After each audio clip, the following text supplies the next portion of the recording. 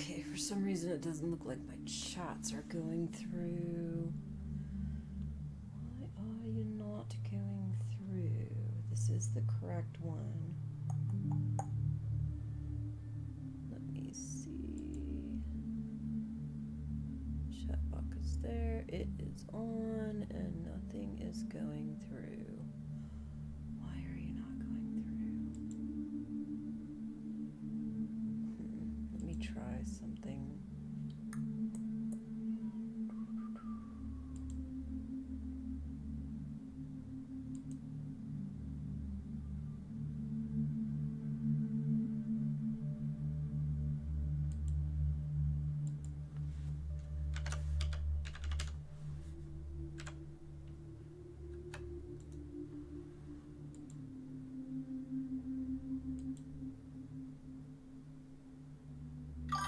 There we go. That took a bit, but it's going now. Okay, I'm going to leave that there and go over to the book.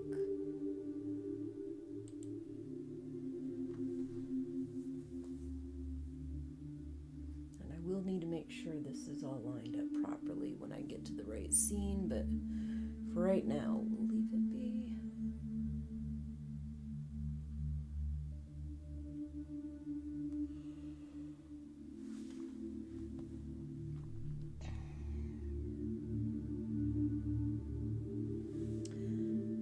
Not going to mute my mic this time because last time I did, I forgot to unmute it and left a whole section out. And there is a way to edit the videos, but it won't let me edit the live stream. So basically what it does is you can put an edit into the live stream and it will make a completely separate video. Now, I didn't realize that. I kept waiting for it to finish publishing, and it seemed like things weren't working, and I kept doing it over and over again, thinking that it wasn't editing and it wasn't working. And next thing you know, I look at my video screen, not the live setup, but the video content, and there's like 4 or 5 new videos of this exact same video, just with edits done. So yeah, I deleted most of those and left the one that had the most views on it, and left the live stream how it was, but I put timestamps in the live stream. So if you go back to Sunday's live stream and you want to watch that, there is a section in there that is muted out, but I went ahead and put timestamps so you can see the timestamps and see where you need to skip in order to get out of the muted section. Just so you know. But we won't be doing that today. No muting anything today. I do not feel like taking the risk.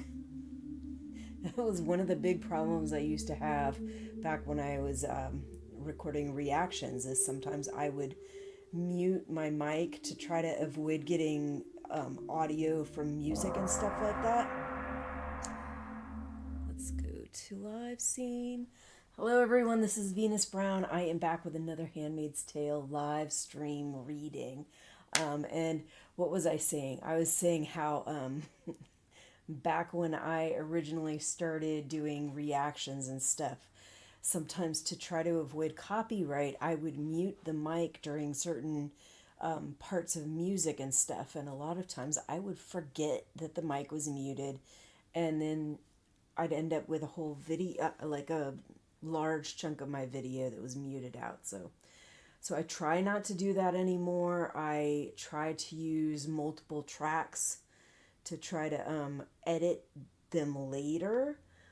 When I'm live streaming, I don't do that. I don't go back and edit. I have thought about doing it. I've done that a couple times, but usually I don't. Usually I just air the live stream and that's it. Sunday, when I aired my live stream, I had muted a bunch of stuff out because I had muted my mic and forgot to turn it back on. And I ended up, somebody pointed it out in the chats, and I ended up just going back to the beginning of the chapter, which is where I had started muting. And, yeah. But anyway, we're not going to be muting anything today. So we are reading chapters 32, 33, and 34 today. All of these are from the Jezebels section. Jezebels is a pretty long section, and none of these are actually getting into the Jezebels stuff yet. There's other uncomfortable stuff going on here first. I think it's working up to Jezebels. Anyway, let's first I'm going to double check my book and make sure it is lined up correctly, and it is really not. There, that should be about right, I think. Okay, now intermission. We got chapter 32.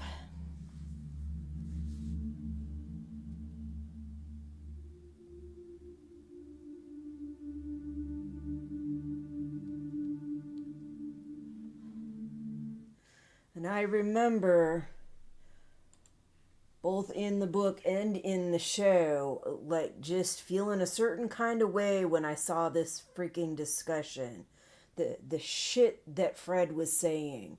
His attempts at justifying Gilead, justifying their creation of Gilead. We were trying to make things better. Better? You think this is better? And he's like, better never means better for everyone. Like, just fucking really. Anyway, let's go ahead and get started with the chapter. Okay. This is page 191, I believe. Chapter 32.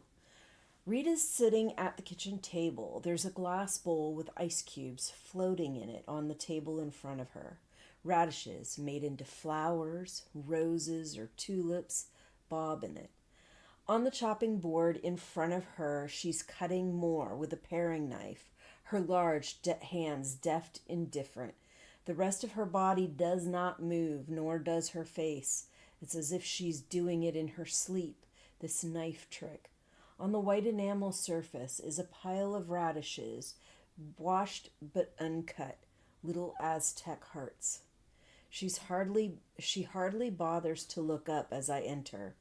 "You got it all, huh?" is what she says, as I take the parcels out for her inspection. "Could I have a match?" I ask her, surprising how much like a small begging child she makes me feel, simply by her scowl. Her stolidity, how impertinent and whiny. "Matches," she says. "What do you want matches for?" "She said I could have one," I say, not wanting to admit to the cigarette. "Who said?" She continues with the radishes, her rhythm unbroken. "No call for you to have matches. Burn the house down." "You can go and ask her if you like," I say. "She's out on the lawn." Rita rolls her eyes to the ceiling as if consulting silently some deity there. Then she sighs, rises heavily, and wipes her hands with ostentation on her apron to show me how much trouble I am. She goes to the cupboard over the sink, taking her time, locates her key bunch in her pocket, unlocks the cupboard door. Keep 'em in here, Summer," she says to her, as if to herself. "No call for a fire in this weather." I remember from April that it's Cora who lights the fires in the sitting room and the dining room in the cooler weather. The matches are wooden ones in a cardboard sliding top box. The kind I used to covet in order to make dolls' drawers out of them. She opens the box, peers into it as if deciding which one she'll let me have. "Her own business," she mutters. No way you can tell her a thing. She plunges her big hand down, selects a match, hands it over to me. Now don't you go setting fire to nothing, she says. Not them curtains in your room, too hot the way it is. I won't, I say. That's not what it's for. And I kind of wonder if this is a little bit of foreshadowing, although I don't believe the foreshadowing I'm talking about happens in the book. It happens in the TV series. But it's not June setting fire to anything. It's Serena setting fire to her room first and then the whole house. But yeah, that's another story for another day that I don't know if we'll get to because I don't know if it's in the book. All right, so I won't, I say, that's not what it's for. She does not deign to ask me what it is for. Don't care if you eat it or what, she says. She said you could have one, so I give you one, is all. She turns away from me and sits again at the table. Then she picks an ice cube out of the bowl and pops it into her mouth. This is an unusual thing for her to do. I've never seen her nibble while working. You can have one of them too, she says. You can have one of them too, she says. A shame, making you wear all them pillowcases on your head in this weather. I'm surprised. She doesn't usually offer me anything. Maybe she feels that if I've risen in status enough to be given a match, she can afford her own small gesture. Have I become, suddenly, one of those who must be appeased? Thank you, I say. I transfer the match carefully to my zippered sleeve where the cigarette is, so it won't get wet, and take an ice cube. Those radishes are pretty, I say in return for the gift she's made me, of her own free will. I like to do things right is all, she says, grumpy again. No sense otherwise. I go along the passage, up the stairs, hurrying. In the curved hallway mirror, I flit past a red shape at the edge of my own field of vision, a wraith of red smoke. I have smoke on my mind, all right. Already I can feel it in my mouth, drawn down into the lungs, filling me in a long, rich, dirty cinnamon sigh, and then the rush as the nicotine hits the bloodstream.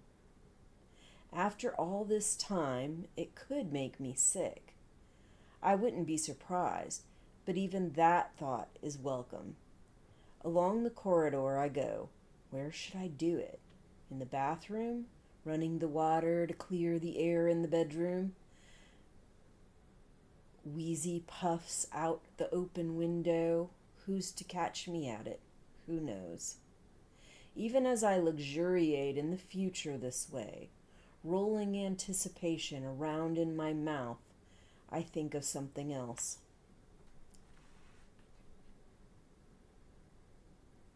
I don't need to smoke this cigarette. I could shred it up and flush it down the toilet. Or I could eat it and get the high that way.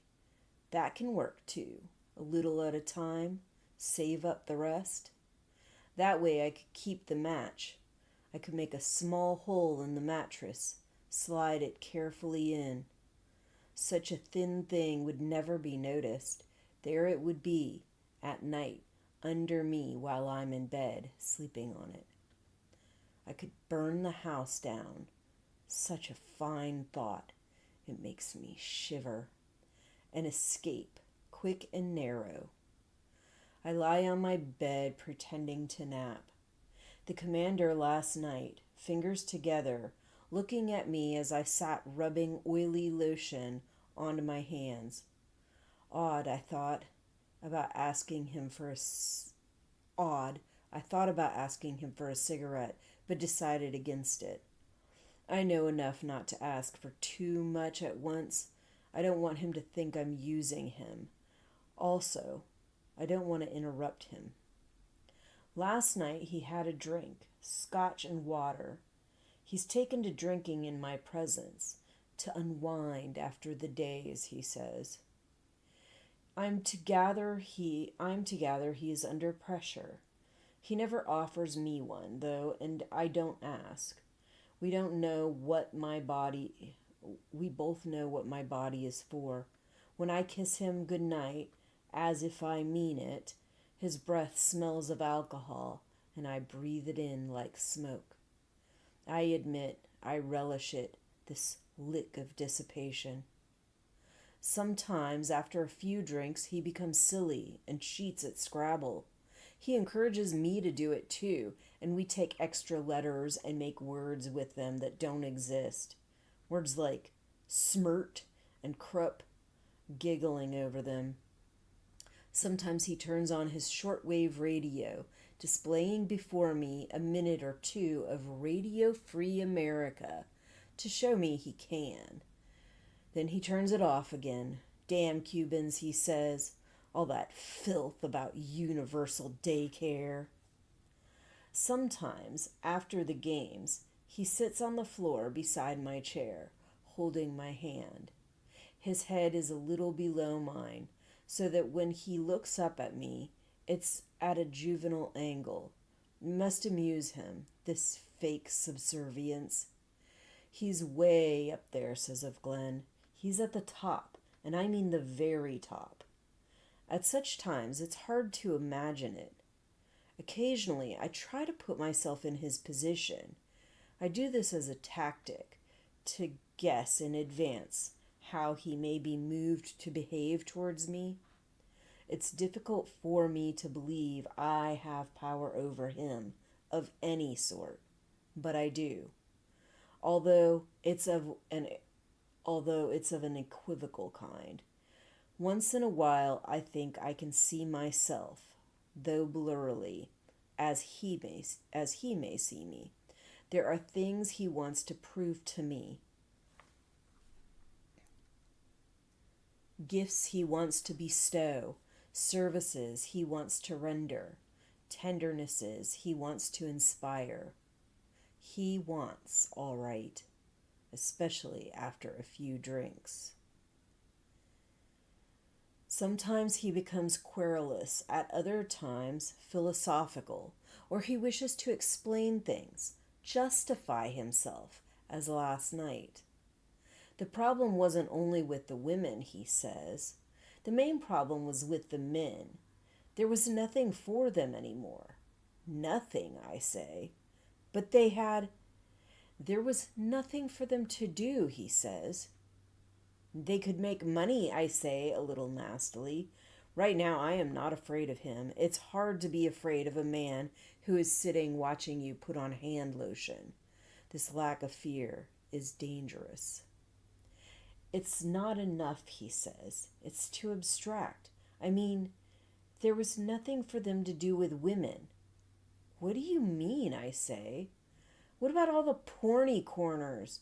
It was all over the place. They even had it motorized. So, you're so fucking privileged with so much womanly stuff that you feel that you have nothing. That is so fucking ridiculous and so fucking overly privileged. And it really says a lot about privilege. Privilege that they will never acknowledge. He's sitting here saying they had nothing from women.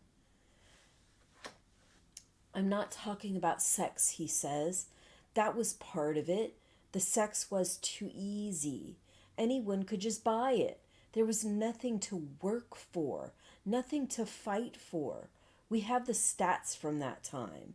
What stats is he fucking talking about? Just because you have fucking porno marts and shit like that, and you could buy sex, doesn't mean there was nothing to work for. This is some fucking overprivileged delusional shit. Goodness. We have the stats from that time. You know what they were complaining about the most? Inability to feel. Men were turning off on sex even. They were turning off on marriage. Do they feel now, I say?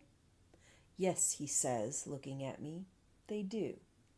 He stands up, comes around the desk to the chair where I'm sitting. He puts his hand on my shoulders. From behind, I can't see him. I'd like to know what you think, his voice says from behind me. I don't think a lot, I say lightly.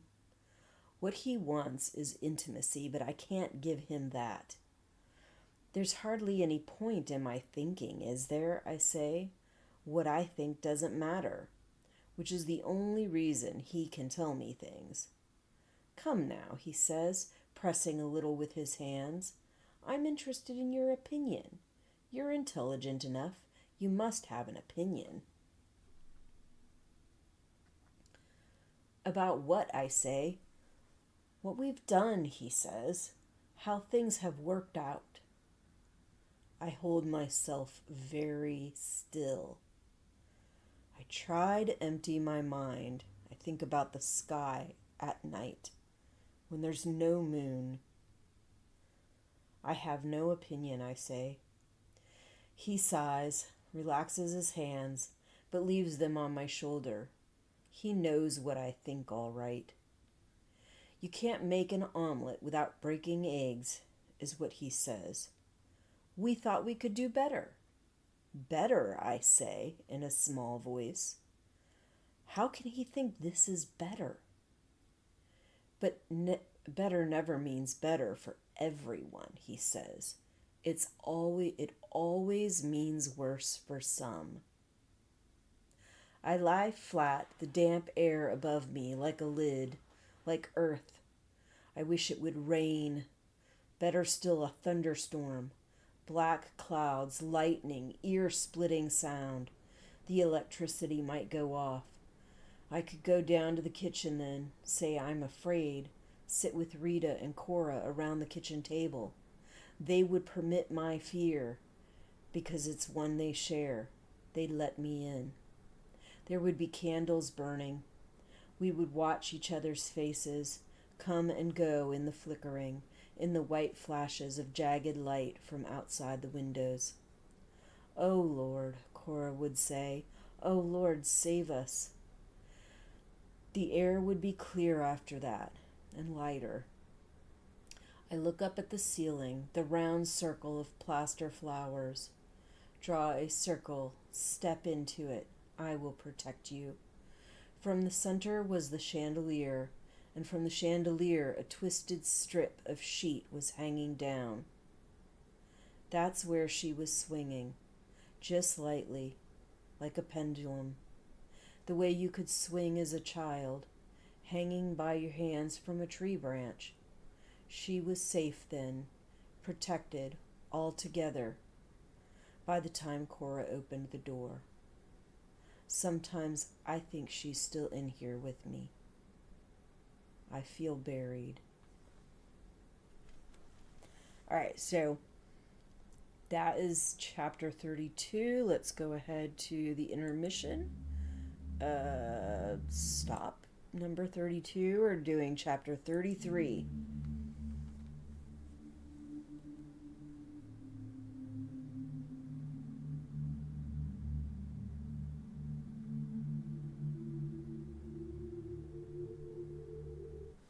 Okay.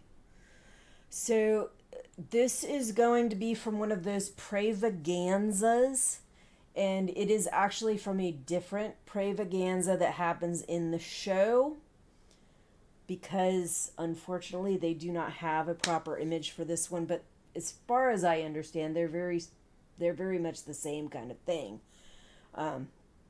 So similar but different circumstance in the show. So anyway, let's get back to the reading scene. Oh, look, that is not quite lined up right either. There we go. All right. Chapter 33. Late afternoon, the sky hazy, the sunlight diffused but heavy and everywhere, like bronze dust. I glide with of Glenn along the sidewalk, the pair of us, and in front of us, another pair. and across the street another. We must look good from a distance, picturesque, like Dutch milkmaids on a wallpaper frieze, like a shelf full of period costume ceramic salt and pepper shakers, like a flotilla of swans, or anything else that repeats itself with at least minimum grace and without variation, soothing to the eye, the eyes, for that's who this is for that's who this show is for. We're off to the Pravaganza to demonstrate how obedient and pious we are. Not a dandelion in sight here. The lawns are picked clean. I long for one, just one, rubishy and insolently random and hard to get rid of, and perennially yellow as the sun, cheerful and plebeian, shining for all alike. Rings we would make from them, and crowns and necklaces, stains from the buttermilk on our fingers. Or I'd hold one under her chin. Do you like butter? Smelling them. She'd get pollen on her nose. Or was that buttercups? Or gone to seed. I can see her running across the lawn, that lawn there just in front of me, at 2, 3 years old, waving one like a sparkler, a small wand of white wait a minute, did I miss something? Oh, after she says when they've gone to seed, I can see her running across the lawn, that lawn there just in front of me, at 2, 3 years old, waving one like a sparkler, a small wand of white fire, the air filling with tiny parachutes. Blow and you tell the time. All the time, blowing away in the summer breeze. It was daisies for love, though, and we did that too. Okay, so I'm gonna show you my shirt. If you see, there's like little dandelion puffs on it, and then it's got a big old dandelion, and on the bottom it says, I wish, let me see. Nope. Trying to get it. Can't get it. Okay. It says, I wish for this. All right. I got this shirt after I saw Misha Collins.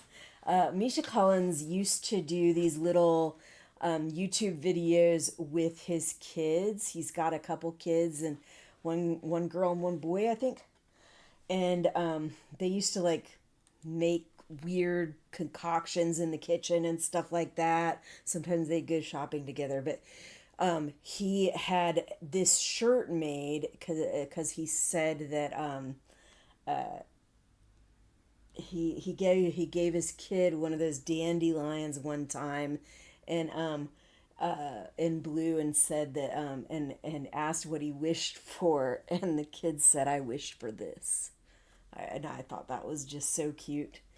But anyway, that's what the shirt is from that little interaction, and I thought it was cute, and I thought it kind of goes along with this a little bit. June's remembering of Hannah and the dandelions and buttercups and everything. Anyway, we line up to get processed through the checkpoint, standing in our twos, like a private girls' school that went for a walk and stayed out too long. Years and years too long, so that everything has become overgrown. Legs, bodies, dresses all together, as if enchanted, a fairy tale. A fairy tale I'd like to believe. Instead, we are checked through in our twos and continue walking. After a while, we turn right, heading past Lily's and down towards the river. I wish I could go that far, to where the wide banks are, where we used to lie in the sun, where the bridges arch over. If you went down the river long enough, along its sinewy windings, you'd reach the sea. But that, but what could you do there? Gather shells, lull on the oily stones. So, if you've read Testaments, the book, and yes, this might be a little bit of a spoiler, but if you've read Testaments, um, there is a part where the sea is going to come in handy. So, yeah, just so you know, there is a part where the sea is going to come in handy. It will be utilized in a very important way. And I was on one of the Handmaid's Tales Facebook channels, and people were arguing over how the testaments were going to go and whether they were going to follow the books or not or whatever. And there were people arguing about how different it's going to be from the books because of something that was said in an interview a year ago. And I pointed out that this interview happened quite a while ago, and they were specifically speaking about the timeline discrepancies. The person was basically trying to claim that that the person that they've cast as Daisy is not going to be June's daughter, that it's already verified that it's very different and she couldn't be June's daughter because of the age discrepancy. And I'm like, that is part of the fucking the timeline discrepancy that they were talking about.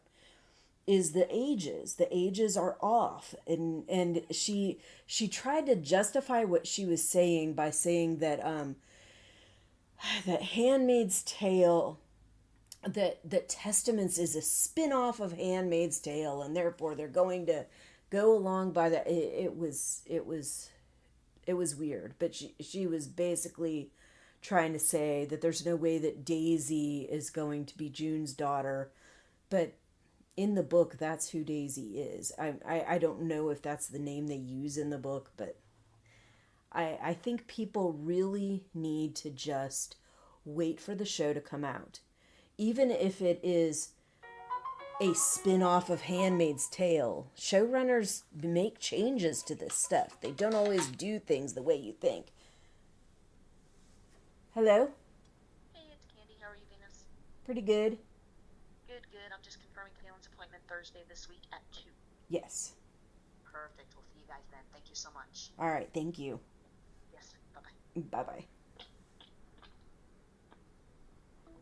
Okay, appointment on Thursday at 2. I'm glad, because for a little bit there I thought, did I forget an appointment today? But it's not today. So, thank goodness. Anyway, yeah, people just arguing over how they're going to do this because we already know there is a timeline discrepancy. We know that there are age discrepancies based on the age of these kids. One of the arguments she was making is that all the pictures of the girls show them in their plum costumes, which are for these young girls being trained to become wives or whatever. And in the book, they are still in school training to become wives. On the show, they're showing them training to become wives. The discrepancy is that the showrunners said that they were going to be around 15, 16 or something like that. And that would not work with baby Nicole, because baby Nicole, like, it would, they said it would only be a few years later. Baby Nicole would only be like 6 years old or something like that. It wouldn't make any sense. But they already said there would be time discrepancies. And so because of that, some of that stuff is going to be a little bit off. But anyway, let's see. Back to what we were doing.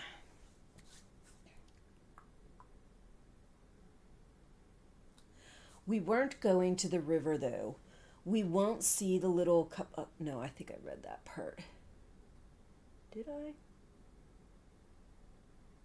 Maybe I did. I'm going to just read this paragraph in case I didn't or didn't finish it. We aren't going to the river, though. We won't see the little cupolas on the buildings down that way, white with blue and gold trim, such chaste gaiety. We turn in at a more modern building, a huge banner draped above its door. Women's Pravaganza Today. The banner covers the building's former name, some dead president they shot.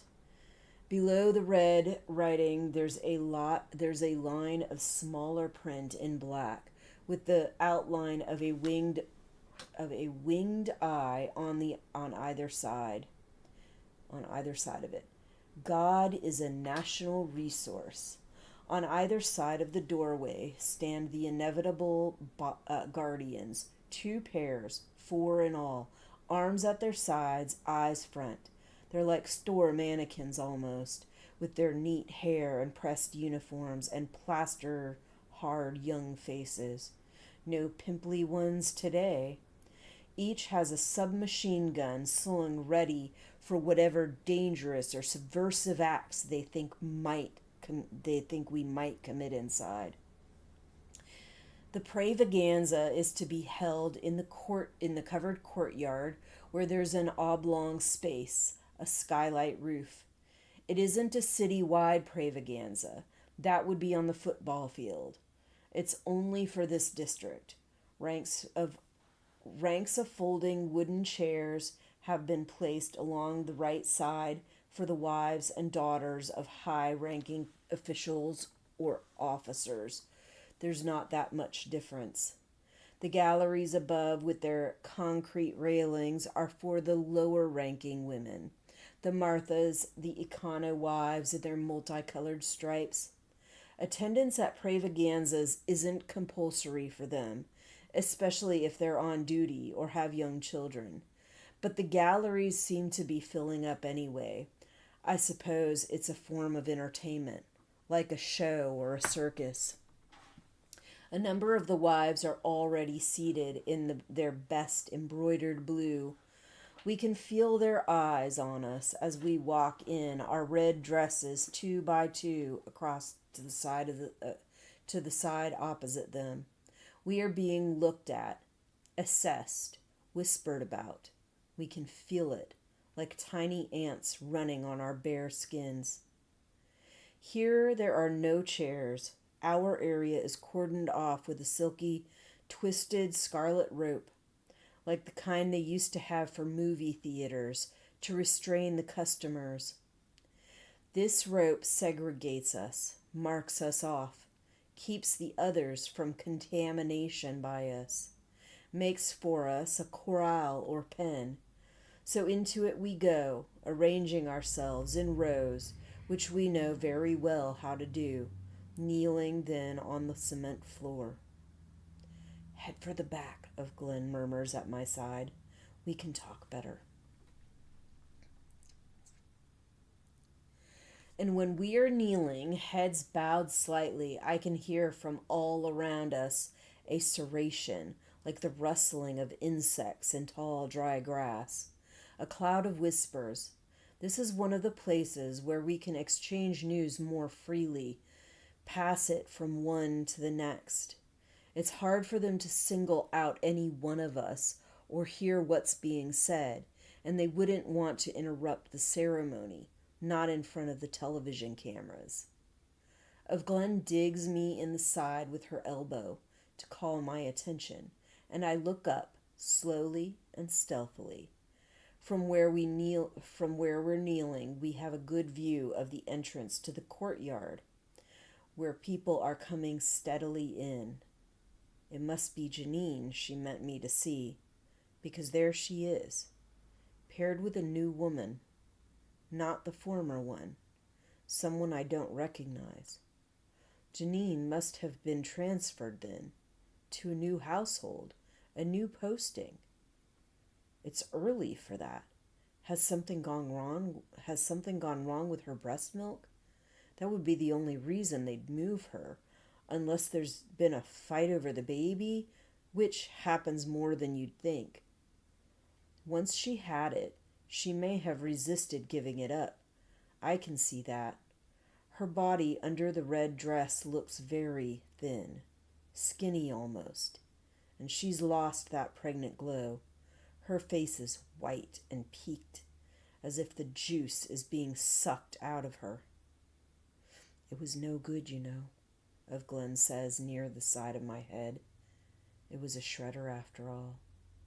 She means Janine's baby, the baby that passed through Janine on its way to somewhere else.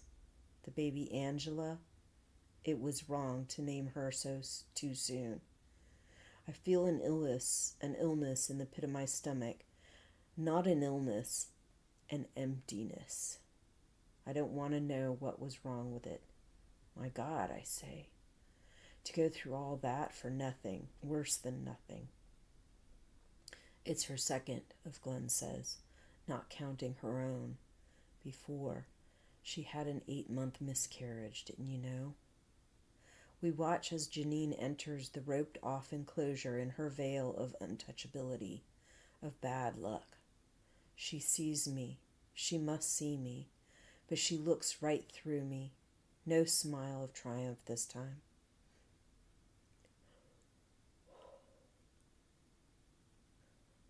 She turns, kneels, and all I can see now is her back and the thin, bowed shoulders. She thinks it's her fault, Of Glenn whispers. 2 in a row. For being sinful. She used a doctor, they say. It wasn't her commanders at all. I can't say I do know, or Of Glenn will wonder how. As far as she's aware, she herself is my only source for this kind of information, of which she has a surprising amount. How would she have found out about Janine? Heard it through the grapevine, like that stuff does go around. There's a reason that the wife knew about it. The Marthas, Janine's shopping partner, listening at closed doors to the wives over their tea and wine, spinning their webs. Will Serena Joy talk about me like that if I do as she wants? Agreed to it right away. Really, she didn't care. Anything with 2 legs and a good you-know-what was fine with her. They aren't squeamish, and they don't have the same feelings we do. And the rest of them leaning forward in their chairs. My dear, all horror and prurience. How could she? Where? When? As they did, no doubt, with Janine. That's terrible, I say. It's like Janine, though, to take it upon herself to decide the baby's flaws were due to her alone. But people will do anything rather than admit that their lives have no meaning, no use, that is, no plot. One morning while we were getting dressed, before I start this part, so if you watched the show goes in a very different direction, which I'm very glad it did.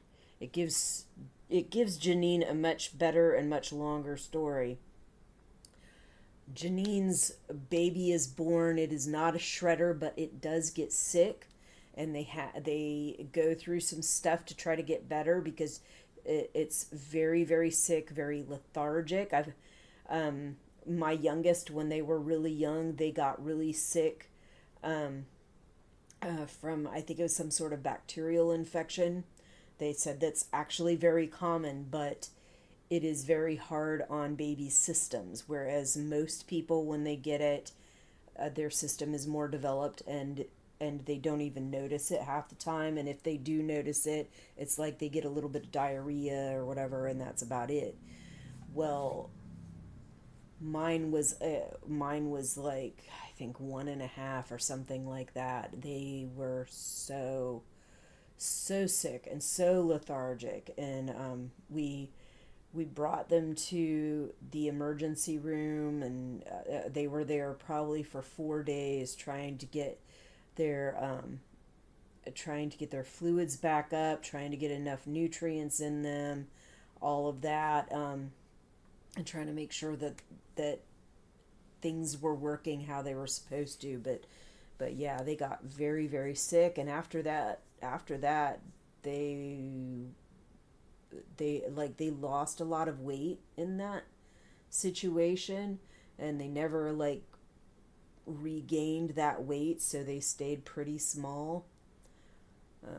Yeah, and I mean, both of our kids, we've dealt with issues with them, like being on the very low rungs of the growth charts their whole lives.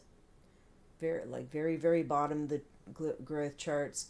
But the doctor, for the most part, said as long as they stay around their level of the line on the growth charts, that's okay. It's every now and then, my youngest would dip underneath that their typical growth line or whatever. So then we would have to like try to add extra protein and calories, at like denser calories, so that they could eat more calories without feeling so full. Because even when we tried to give them give them more fatty stuff and things like that, a lot of times it would make them too full, so they couldn't eat very much. So we've found ways to get food that is denser in calories without being so filling.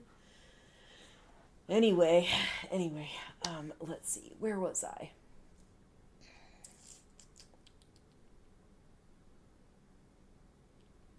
Okay. One morning while we were getting dressed, I noticed that Janine was still in her white cotton nightgown. She was just sitting there on the edge of her bed. I looked over towards the double doors of the gymnasium, where the aunt usually stood, to see if she'd notice, but the aunt wasn't there. By that time, they were more confident about us. Excuse me. Sometimes they left us unsupervised in the classroom, and even the cafeteria for minutes at a time. Probably she ducked out for a smoke or a cup of coffee. Look, I said to Alma, who had the bed next to mine. Alma looked at Janine. Then we both walked over to her. Get your clothes on, Janine, Alma said to Janine's white back. We don't want extra prayers on account of you. But Janine didn't move. By that time, Moira had come over too. It was before she'd broken free the second time. She was still limping from what they'd done to her feet. She went around the bed so she could see Janine's face. Come here, she said to Alma and me. The others were beginning to gather too. There was a little crowd. Go on back, Moira said to them. Don't make a thing of it. What if she walks in? I was looking at Janine. Her eyes were open, but they didn't see me at all. They were rounded, wide, and her teeth were bared in a fixed smile. Through the smile through her teeth, she was whispering to herself. I had to lean down close to her. Hello, she said, but not to me. My name's Janine. I'm your wait person for this morning. Can I get you some coffee to begin with? Christ, said Moira beside me. Don't swear, said Alma. Moira took Janine by the shoulders and shook her. Snap out of it, Janine, she said roughly, and don't use that word. Janine smiled. You have a nice day now, she said. Moira slapped her across the face, twice, back and forth. Get back here, she said. Get right back here. You can't stay there. You aren't there anymore. That's all gone. Janine's smile faltered. She put her hand up to her cheek. What did you hit me for? She said. Wasn't it good? I can bring you another. You didn't have to hit me.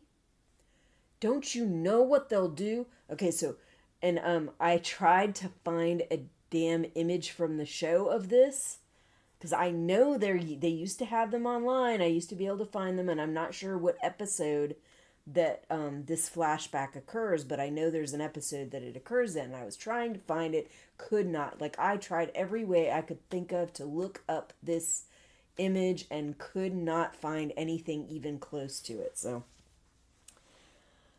Fun. Anyway, now this part where Moira's talking on this current situation, on what I'm just getting ready to read.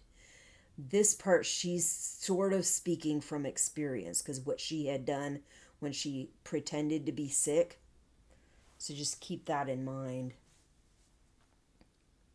Don't you know what they'll do? Moira said. Her voice was low but hard, intent. Look at me. My name is Moira, and this is the Red Center. Look at me. Janine's eyes began to focus. Moira? She said. I don't know any Moira. They won't send you to the infirmary, so don't even think about it, Moira said. They won't mess around with trying to cure you. They won't even bother to ship you to the colonies.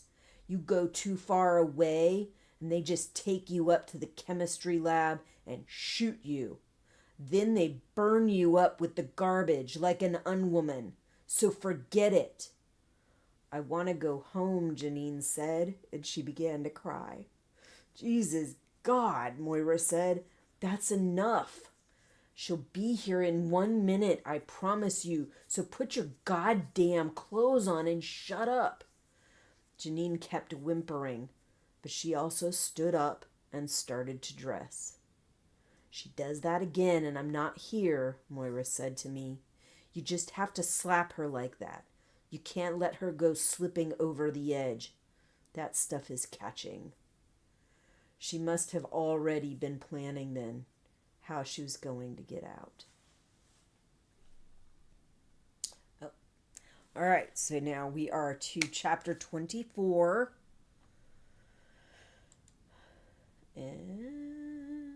Or not 24, chapter 34. Chapter 34.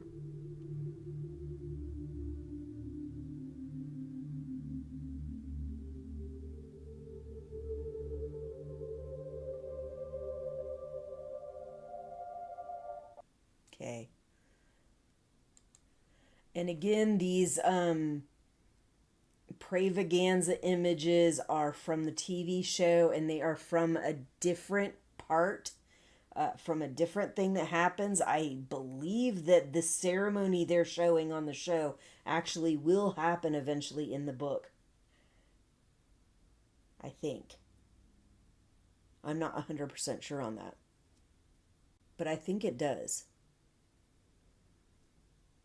But anyway, in this particular one, the first Pravaganza that they show on the show and that they present in the book is not the same one, but they are very similar. They have a very similar setup, and they are district level, so they are not like citywide or whatever. They're not having other areas in there.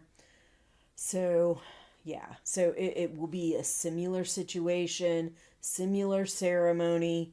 So I'm okay with putting those images, even though they are from a different Pravaganza. All right, let's go ahead on with the next chapter. Chapter 34. The sitting space in the courtyard is filled now. We rustle and wait. At last, the commander in charge of this service comes in. He's balding and squarely built and looks like an aging football coach. He's dressed in his uniform, sober black with the rows of insignia and decorations. It's hard not to be impressed, but I make an effort. I try to imagine him in bed with his wife and his handmaid, fertilizing away like mad, like a rutting salmon, pretending to take no pleasure in it. When the Lord said, "Be fruitful and multiply," did he mean this man? The commander ascends the steps to the podium, which is draped with a red cloth embroidered with a large white-winged eye. He gazes over the room, and our soft voices die. He doesn't even have to raise his hands. Then his voice goes into the microphone and out through the speakers, robbed of its lower tones so that it's sharply metallic, as if it's being made not by his mouth, his body, but by speakers themselves. His voice is metal-colored, horn-shaped. Today is a day of thanksgiving, he begins, a day of praise. I tune out through the speech about victory and service. Then there's a long prayer about unworthy vessels and a hymn. There is a balm in Gilead. There's a bomb in Gilead, was what Moira used to call it. A bomb. Bomb, bomb, bomb. Now comes the main item. The 20 angels enter, newly returned from the fronts, newly decorated, accompanied by their honor guard, marching 1, 2, 1, 2 into the central open space. Attention, at ease. And now the 20 veiled daughters in white come shyly forward, their mothers holding their elbows. It's mothers, not fathers, who give away daughters these days, and help with the arrangement of the marriages. The marriages are, of course, arranged. These girls haven't been allowed to be alone with a man for years. And in the book Testaments, they're going to go over some of this also.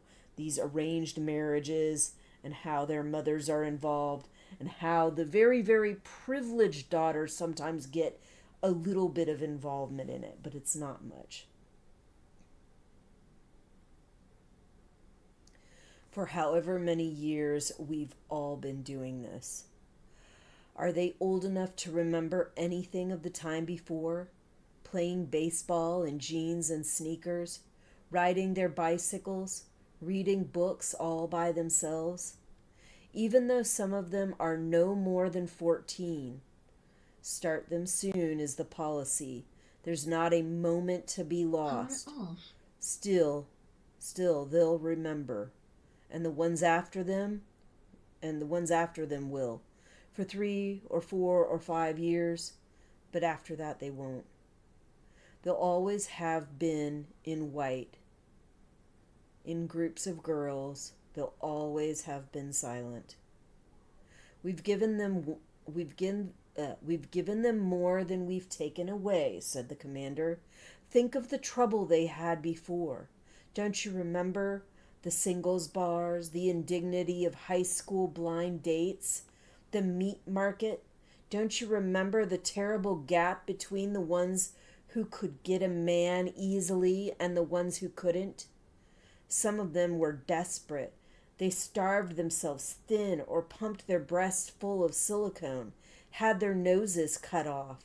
Think of the human misery. So to me, this is just, it's the ridiculousness of having men that don't have a fucking clue what is important to girls, what is needed for girls, what is lacking for girls. They don't have a fucking clue. And they're trying to make life better for girls that they don't fucking know and don't understand.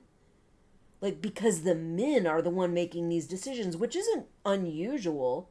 In our history, men have made shitloads of decisions, made shitloads of discoveries, done shitloads of research, education, all of that on women when they don't fucking have a clue.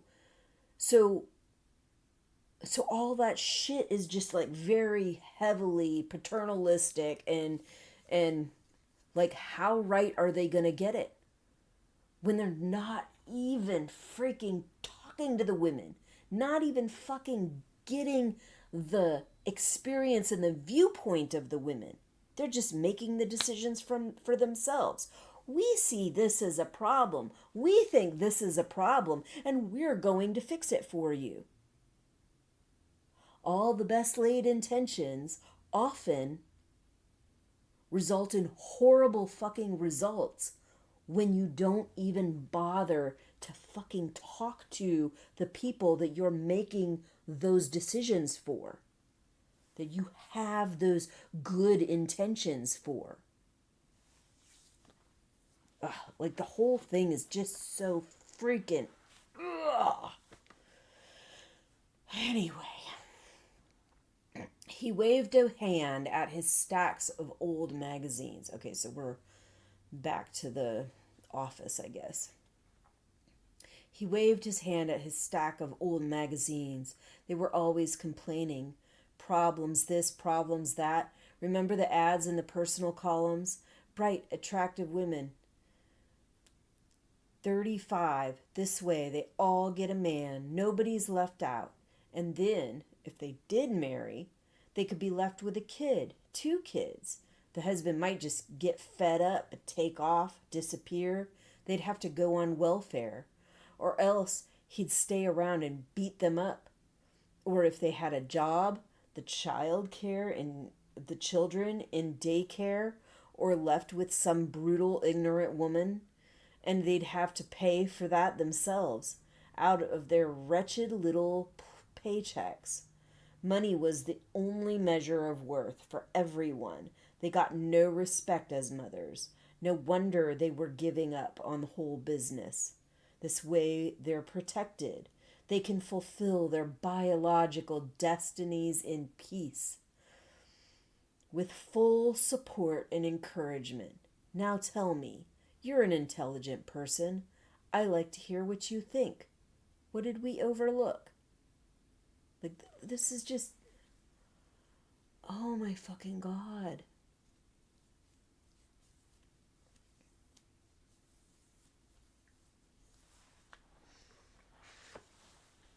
This is like, oh, we have all these problems, and the mothers didn't want to be mothers anymore. So to fix it, we're going to force them to be mothers. We're going to force them to fucking have babies. We're going to force all this shit on them. That's totally how you fix it. Oh my God. What the fuck? What the fuck? Anyway. And sure, it's a story. It's fiction. But how fictional is it, really? Because we're seeing a lot of shit going on that doesn't feel too fucking far from this. Doesn't feel too far from it at all. And Atwood has said many times that every single thing that she put in this book comes from real things that happened in life. It's not a real story. It's not a non-fiction story, but it's pulling itself from a whole bunch of real events, of real things that happen, real tragedies that happen, real awful shit that happens. The horrors of our fucking world. Okay. What did we overlook? Love, I said. Love, said the commander. What kind of love? Falling in love, I said. The commander looked at me with his candid boy's eyes. Oh, yes, he said. I've read the magazines. That's what they were pushing, wasn't it? But look at the stats, my dear. Was it really worth it? Falling in love? Arranged marriages have always worked out just as well, if not better.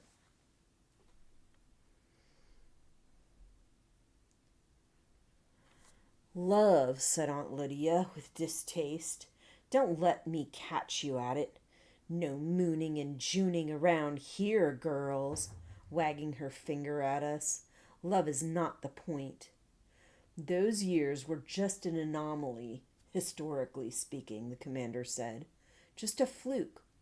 All we've done is return things to nature's norm. There's nothing fucking normal or natural about what they're doing.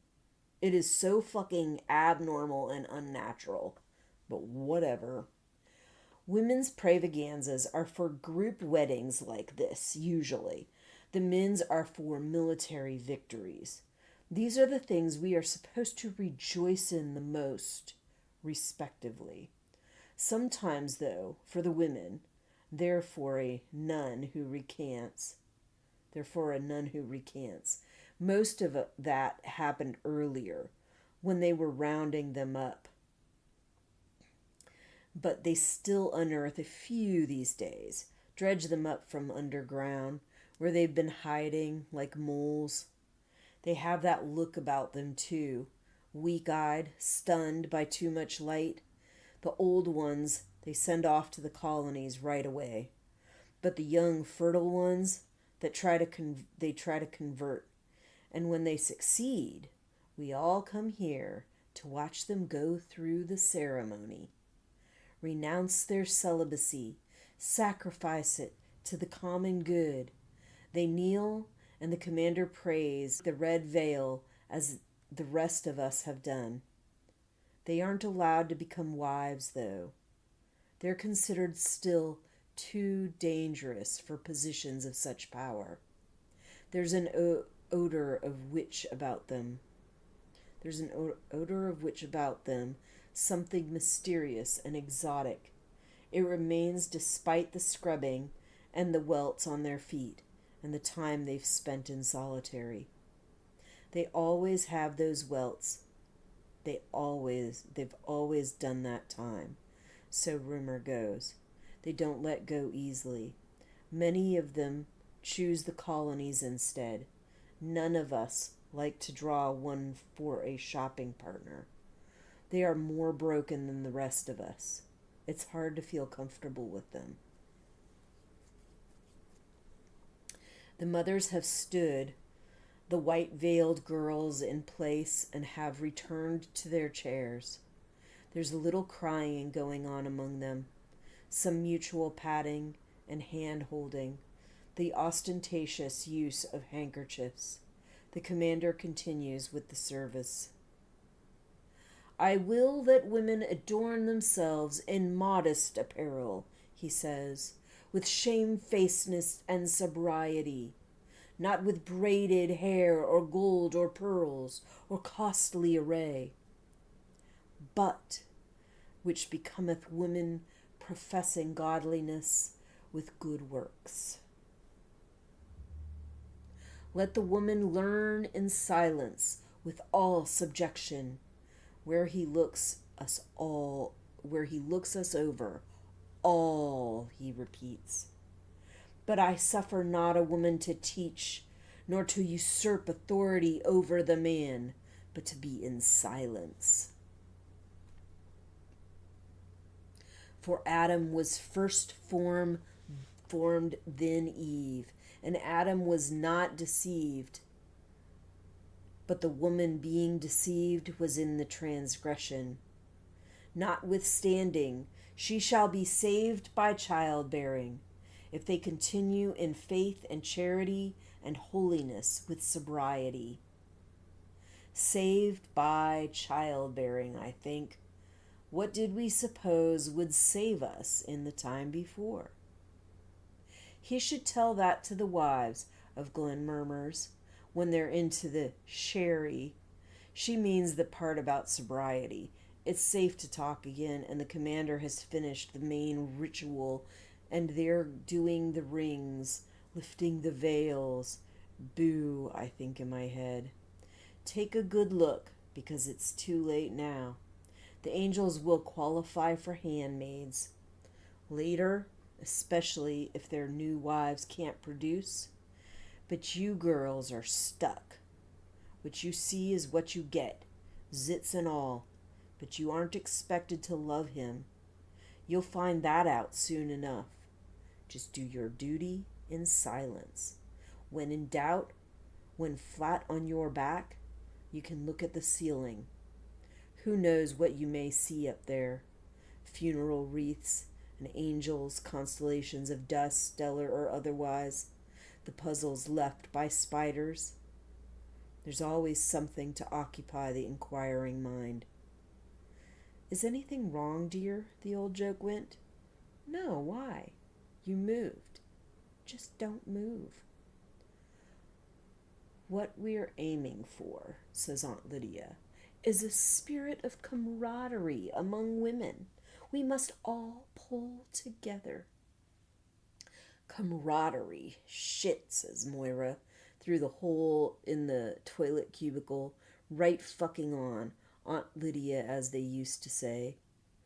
How much you want to bet she's got Janine down on her knees? What you think to get up to in that office of hers? I bet she's got her working away on That dried up, hairy old withered. Moira, I say. Moira what? She whispers. You know you've thought it. It doesn't do any good to talk like that, I say, feeling nevertheless the impulse to giggle. But I still pretend to myself. Then we should try to preserve something resembling dignity. But I still pretend to myself then that we should try to preserve something resembling dignity. You were always such a wimp, Moira says, but with affection. It does so do good, it does. And she's right. I know that now as I kneel on this undeniably hard floor, listening to the ceremony drone on, there is something powerful in the whispering of obscenities about those in power. There's something delightful about it, something naughty, secretive, forbidding, thrilling.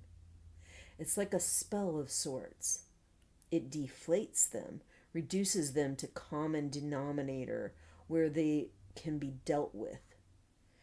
In the paint of the washroom cubicle, someone unknown had scratched, Aunt Lydia sucks. It was like a flag waved from a hilltop in a rebellion. The mere idea of Aunt Lydia doing such a thing was in itself heartening. So now I imagine among these angels and their drained white brides, momentous grunts and sweating, damp furry encounters, or better, ignominious failures, Cock's 3-week-old carrots, anguished rumblings upon flesh, cold and unresponding as uncooked fish. When it's over at last and we are walking out, Glenn says to me in her light, penetrating whisper, "We know you're seeing him alone." "Who?" I say, resisting the urge to look at her.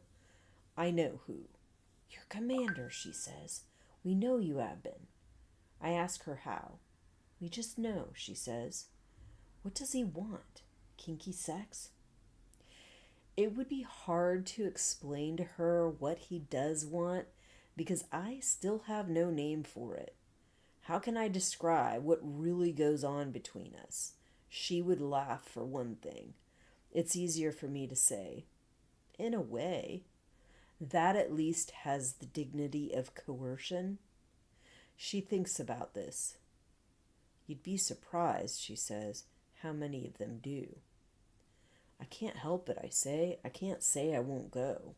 She ought to know that. We're on the sidewalk now, and it's not safe to talk. We're too close to the others, and the protective whispering of the crowd is gone. We walk in silence, lagging behind, until finally she judges she can say, "Of course you can't, but find out and tell us." "Find out what?" I say. I feel, rather than see, the slight turning of her head. "Anything you can." And I think that's it for chapter 34. So, all right. That's all we got. Again, still working on Tokyo Ghoul. Got a couple more episodes left after Tokyo Ghoul part 1 is done. We'll be moving to Solo Leveling Season 1. Those are both animes. We're doing reactions.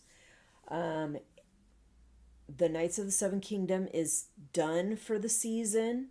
I am back to working on Bridgerton.